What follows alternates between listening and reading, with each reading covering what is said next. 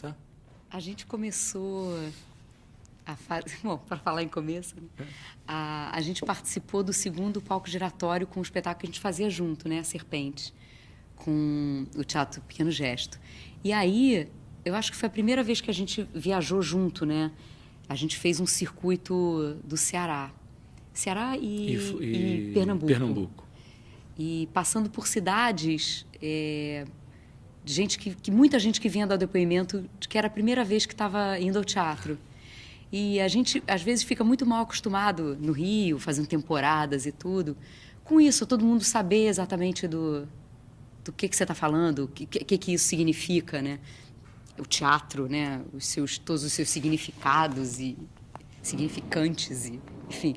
E aí, quando a gente chega num lugar em que você redescobre isso com quem está descobrindo, é tão interessante porque você acaba redimensionando o teu próprio trabalho, entendeu? Porque a gente ouve muita gente, eu sou louco para participar do palco giratório, mas não tem essa dimensão. Eu acho que essa experiência de vida pessoal e vida na arte, ela é imbatível. No final do dia, você morto, você deita no hotel para dormir, você fala, caramba, o que eu estou fazendo aqui? Aí você lembra do dia todo como foi, da apresentação, da cara das pessoas que vinham te ajudar a montar aquele teatro público, das pessoas no final vindo falar com você, você fala, tá, foi para isso que eu vim. A gente já passou por muitas emoções e muitos públicos e a resposta é sempre incrível. É um público muito generoso, é um público que quer o que a gente acredita que faz parte da arte, que é dialogar com você. Pelo Sesc ser realmente uma empresa que está no Brasil todo, e quando eu digo Brasil todo, não só capitais, é interior, em muitas cidades que a gente passa, a gente vê que o que produz cultura, arte, que o que incentiva isso praticamente em povoados, é o Sesc. Você vê acontecendo em Sescs de cidades pequenas. E a cidade vive meio que esse agito cultural em torno do Sesc. Eu acho que esse é o grande diferencial. A gente parte do princípio do essencial. Então, o teatro que a gente faz na Cefalácia é um teatro de ator e de palavra.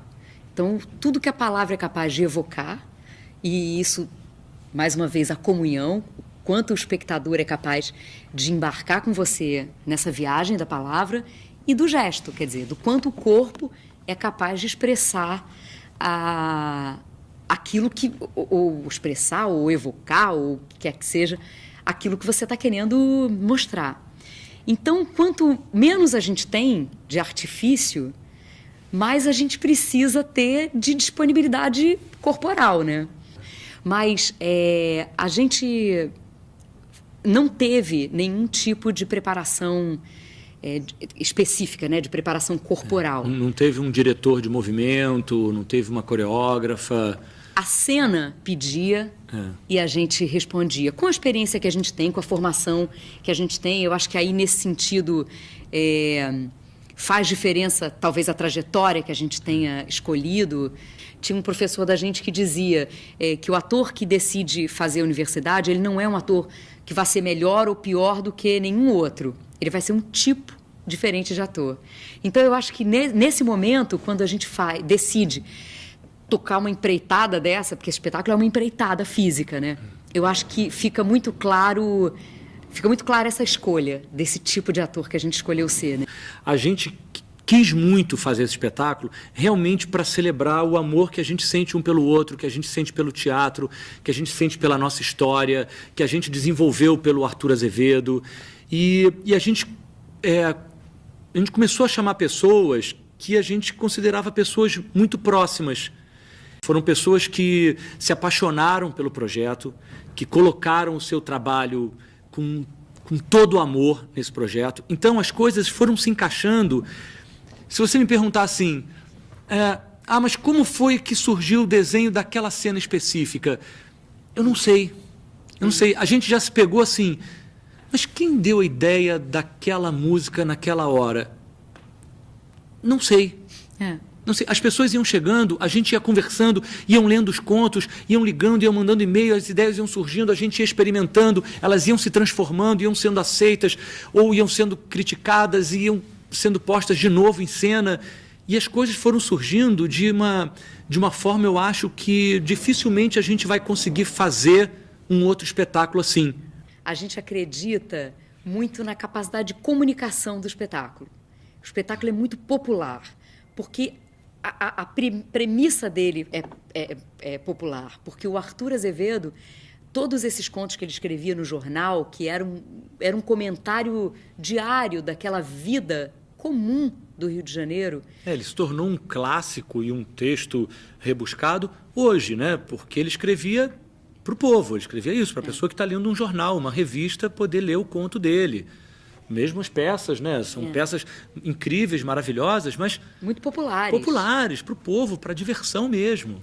Então, acho que a gente tem esse ponto de partida dessa abordagem muito direta e muito honesta. Desde o início, a gente recebe o espectador e fala: gente, vem com a gente. A gente faz uma convocação, olho no olho, vamos embarcar nessa história, nessas histórias que a gente vai contar daqui para frente. A gente faz uma abordagem junto com os alunos do personagem narrador. Quem é essa figura, né? E a gente trabalha mais ou menos 3 instâncias desse narrador: o personagem narrador, o narrador, personagem, o ator narrador. Então as oficinas têm uma variação de tempo, né? Às vezes oficinas de 4, 6, 8 horas. Então a gente vai aprofundando, né, as oficinas mais curtas. De acordo com o tempo, né? A gente dá um panorama e faz os alunos passarem por essa vivência mesmo, de trabalhar um conto usando essa linguagem. A força da narrativa, a liberdade que você tem com a narrativa de escolher quem vai falar aquilo, como vai falar aquilo, né? O texto, como ele é um bloco inteiro, você não tem um personagem definido que vai dizer uma coisa ou outra, então você pode escolher o que você quiser. Então a gente brinca muito com essas escolhas também com os alunos, né? A oficina da gente ela é muito prática, né? É mão na massa mesmo, a gente já chega fazendo. Isso, claro, com a consciência de que, mesmo que seja uma oficina de 8 horas, que às vezes você quebra em 2 dias e coisa e tal, a gente sabe que, na verdade, é apresentar uma linguagem que talvez ainda não tenha chegado ali, né? É abrir uma possibilidade. Por isso que a gente falou, a gente faz questão de trocar contato, e-mails, e Facebooks, para a gente ficar sempre, porque a gente, assim, muita gente acaba mandando mensagens ou ligando quando pode, pedindo: tem algum material que vocês possam mandar? E a gente, na medida do possível, a gente vai mandando esse material. E a gente repensou essa oficina para esse palco agora. Como a gente já tinha passado por várias cidades, que a gente vai passar de novo, dando uma oficina que abria um pouco esse mapa da linguagem narrativa, né? A gente dava uma oficina mais genérica, falando sobre a linguagem narrativa e experimentando algumas coisas, que a ideia da gente era apresentar mesmo, abrir a possibilidade dessa nova linguagem para quem ainda não conhecesse. E como a gente vai voltar em alguns lugares, a gente falou assim: vamos focar mais. Então foi onde a gente resolveu falar sobre essas 3 instâncias desses personagens, né? E isso, como a gente falou um pouco antes também, essa capacidade de você se abrir, sabe? Para mais do que... para um teatro diferente daquele que você acha que é a única forma de fazer, às vezes, sabe? Que a gente fica tão preso, às vezes, a uma forma, a um jeito de fazer. E aí você vê que tem tantos outros jeitos bacanas, possíveis. Como um grupo de bonequeiros do sul, de Genial. Rio do Sul, né? Genial. Um trabalho maravilhoso. Eles têm a sede deles, com a casa deles, onde eles fabricam os bonecos, praticam e vão inventando novas técnicas. Eles deram um show pra gente. Um show pra gente e depois humilharam a gente. Aí a gente começou a olhar os cartazes assim, de festivais fora do Brasil, que eles já foram participar e coisa e tal. Genial. Porque tem isso, né? Tem essa coisa que te traz pra realidade. A gente sai do Rio achando que, não é Rio e São Paulo, bicho. Ninguém consegue sobreviver de teatro. ninguém faz nada, ninguém cria nada. E aí você vai vendo que não. Aí você vai entendendo que o teatro é muito maior do que qualquer coisa que a gente possa, qualquer teoria que você possa criar. Em Paranavaí, como é que é o nome da aldeia? Aldeia Kaiowá? Enfim, tem um encontro lá, que isso também já tem um tempo também, que é um palco que eu fiz e Claudinha não estava fazendo. E para começar essa aldeia, eles fizeram uma procissão, não é a procissão que dá o nome, como é que dá? Um cortejo pela cidade.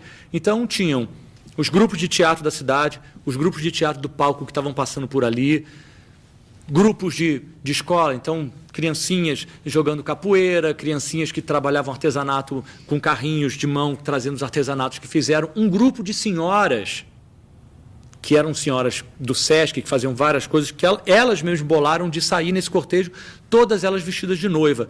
Então devia ter umas 10 a 15 senhoras, mas senhorinhas mesmo, quase não andavam sozinhas, coitadas, vestidas de noiva nesse cortejo. Então era um cortejo da cidade para fazer a abertura desse encontro da aldeia com o palco, né? É um privilégio, eu acho que tanto para a gente que faz, como para o espectador também. A gente teve uma experiência de voltar até juntos a uma cidade no sul, e uma moça virou, e a gente foi com um musical, e aí a gente voltou com um texto do Ariano Suassuna, uma comédia, e aí a moça virou e falou assim: vocês não tiveram aqui com o espetáculo sobre o Antônio Maria? Aí a gente falou, ela abriu a carteira, ela tinha um papelzinho que a gente distribuía, que eram umas frases do Antônio Maria. A gente voltou 4 anos depois, e ela tinha aquele papelzinho na carteira. Ela falou, eu vi vocês, eu reconheci vocês. Caramba, que bom estar vendo vocês e vocês fazendo uma coisa tão diferente, né? Então, pra gente é uma oportunidade. Da pessoa, 4 anos depois, a gente ainda está podendo ser reconhecido, não envelhecemos muito. E outro, você poder mostrar o teu próprio trabalho, plural, para essa mesma cidade, né? Quando a gente faz essa circulação, que você um dia está apresentando em Cuiabá, 2 dias depois você já desceu para Porto Alegre, né? Você cruzou o Brasil todo, é muito claro que assim vai vir um público diferente hoje. Então, o tempo todo a gente está sendo lembrado que o que importa é esse diálogo, que a gente tem que se fazer entender, que a gente tem que criar essa comunicação. E essa circulação, para a gente, é fundamental. Então, nesse segundo palco giratório que a gente fez, no segundo ano de palco giratório que a gente fez com a Serpente, a gente estava numa cidade... Nelson Rodrigues. Né? A gente, como é que a gente vai fazer isso pelo sertão e coisas tal, cidades muito pequenas... E a história de uma irmã que é feliz no casamento, a outra irmã é infeliz, aí a que é feliz empresta o marido para outra não se matar, para ser feliz também. No final, o marido da que é feliz joga ela pela janela para ficar com a cunhada, e a cunhada acusa ele de assassino. Nelson Rodrigues, né? A gente falou assim, caramba, como isso vai acontecer numa cidade pequena, do sertão nordestino? E aí a peça começou, tem uma personagem que o Nelson nomeia ela de a crioula das ventas triunfais, que é uma empregada, que acaba ficando com o marido que não consegue transar com a mulher que é infeliz no casamento, e ele consegue transar com a crioula. Na hora que a personagem da crioula entra só de calcinha e sutiã, o teatro... E aí o iluminador, que era namorado hoje, marido da atriz que fazia, foi baixando a luz, e ele falou, eu fiquei com medo das pessoas invadirem o palco.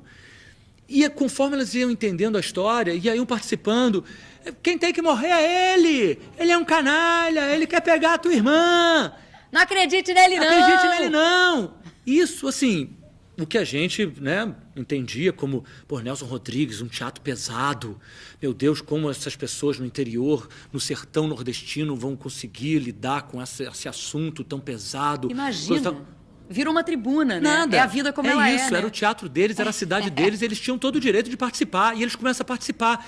E aí, primeiro, você tem uma reação de, opa, o que é isso? Eu falei assim, não, é isso aí, é o teatro na sua essência, como acontecia sempre. Entendeu? Na praça, com as pessoas participando, quem gostou, gostou, quem não gostou, jogou tomate podre.